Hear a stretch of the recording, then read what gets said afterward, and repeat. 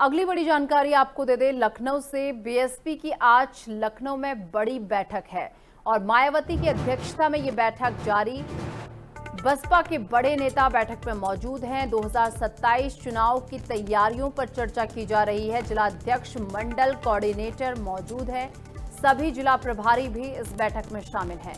तो विधानसभा चुनाव को देखते हुए मायावती अब काफी एक्टिव नजर आ रही है और ऐसे में आज लखनऊ में एक बड़ी बैठक बीएसपी की है, जहां पर बीएसपी की एक बड़ी बैठक लखनऊ में इस वक्त चल रही है। मायावती उसकी अध्यक्षता कर रही हैं। इसी के साथ देखिए, बसपा के बड़े नेता भी इस बैठक में मौजूद हैं। 2027 चुनाव की तैयारियों पर चर्चा की जा रही है। इसमें जिला अध्यक्ष, मंडल कोऑर्डिनेटर मौजूद हैं।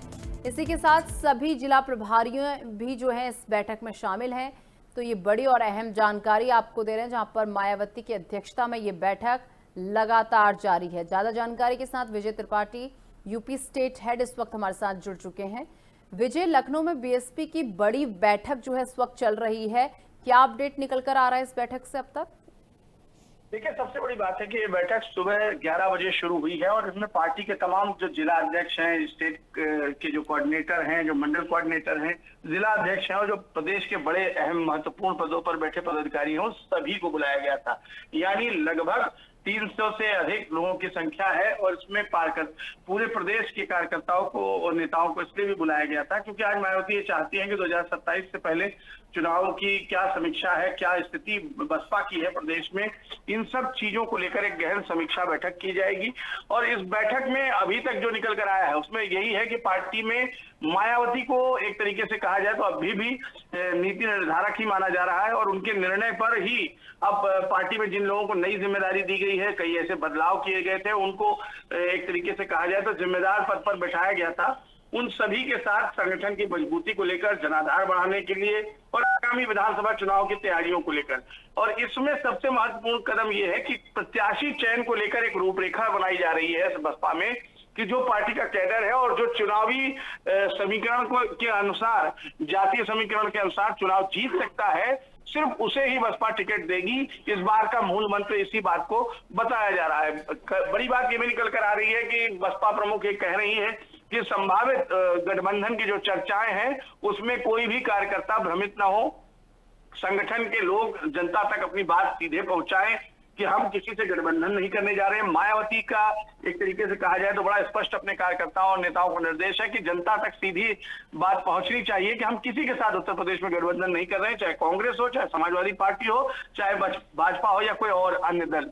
इसलिए भी इस मीटिंग की महत्वपूर्ण उपयोगिता इस बात से भी साबित होती है कि पार्टी कार्यकर्ताओं के चेहरे पर खुशी है कि कम से कम सभी कार्यकर्ता, सभी नेताओं को इस बार विधानसभा चुनाव में किस्मत आजमाने का मौका मिल सकता है। क्योंकि पार्टी कैडर अक्सर गठबंधन और संभावित जो समीकरण होते हैं उनमें अपनी सीटें गंवा देते हैं और वो हताश हो जाते हैं।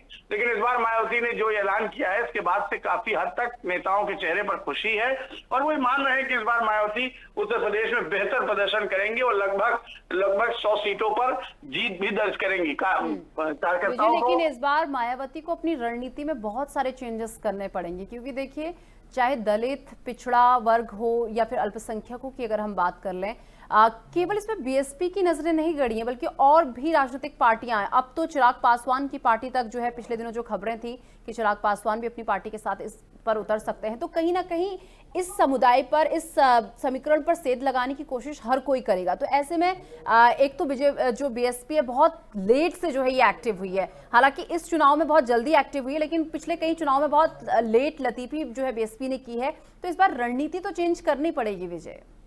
देखिए, पार्टी का कैडर वोट जो है वो पार्टी के पास आज भी है। जो वोट प्रतिशत रहा है वो 17% के आसपास पिछले चुनावों में भी बसपा के पास रहा है, लेकिन वो सीटों में नहीं बदला। ये भी अपने आप में एक बड़ी चुनौती थी। लेकिन फिर भी बड़ी बात यह है कि बसपा अब भी कैडर बेस्ड पार्टी है और जनाधार उसका अभी खोया नहीं है। सिर्फ वोटों में तब्दील करना है उस जनाधार को और बदलाव लाना है, जिससे कम से कम कुछ बदलाव हो सके। रही चंद्रशेखर रावण की पार्टी या चिराग पासवान की पार्टी, इन सभी की संख्या एकाध सीटों पर ही प्रभावित होती है, एकाध सीटों पर ही वो प्रभावित कर सकते हैं।